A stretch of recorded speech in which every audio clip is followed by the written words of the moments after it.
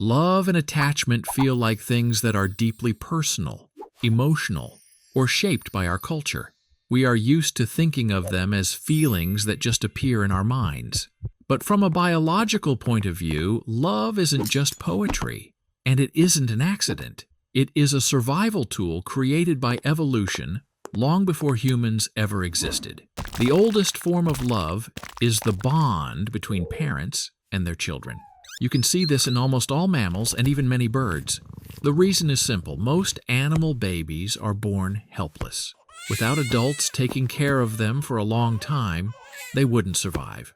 Evolution found a drastic solution to this problem. It created powerful chemical reactions, hormones, inside the parents' bodies.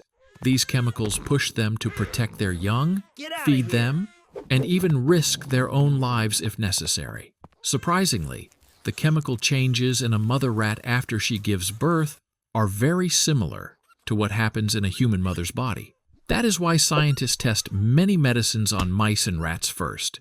The basic biological wiring in mammals works pretty much the same way. This parent-child bond isn't just a vague feeling. It has a specific job to make sure the kids survive. In evolutionary terms, it works like this. Genes that help a baby live long enough to have its own babies get passed down and stay in the family tree. Over time, evolution went a step further. It recycled that same bonding mechanism to create lasting connections between adults. This happened in species where raising a baby takes the effort of two parents. We see long-term couples in birds and mammals, penguins, albatrosses, wolves, foxes, gibbons, and some other monkeys. The roles in these couples can vary. Sometimes one partner hunts for food, while the other watches the kids. Sometimes they share the work more evenly. But the biological point is always the same. Working together gives the offspring a better shot at survival.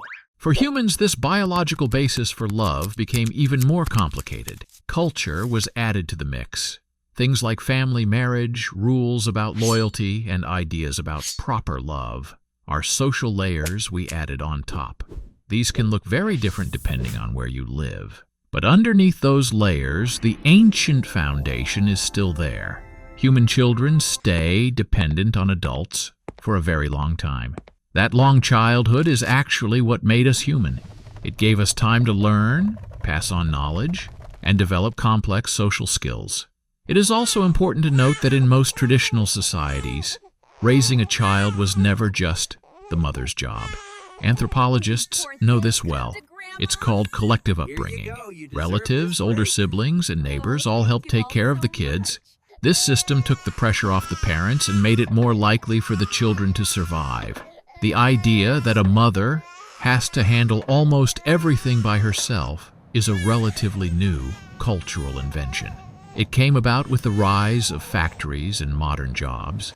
In human society, love can take many shapes. The bond with parents, closeness with friends, romantic connections, and loyalty to your group or your people. From an evolutionary view, these aren't different feelings. They are just different ways to solve the same problem. That problem is surviving and having children in a tough world where it is hard to make it alone. Love didn't evolve just to make us happy.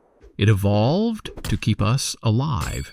That is why it is so deeply wired into human nature, why it is so strong, and why it is so hard to control with just logic. The main takeaway here is simple, but not always obvious. Simple explanations for human behavior are almost always wrong. Living things are complicated and layered. Biology provides the basic machinery.